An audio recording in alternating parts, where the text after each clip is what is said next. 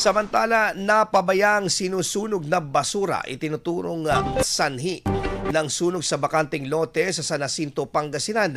Para sa detalye ng balitang yan, kasama natin Idol Denise Brillante. 104.7 IFM Report.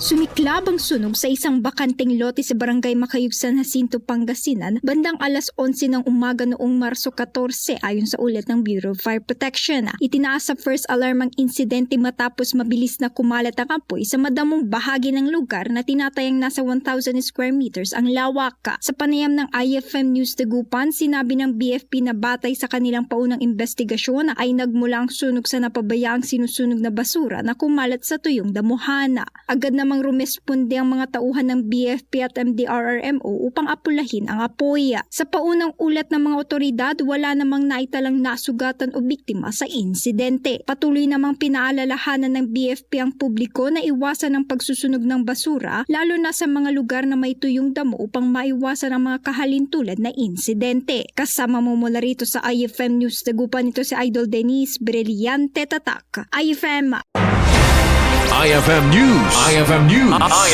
IFM News.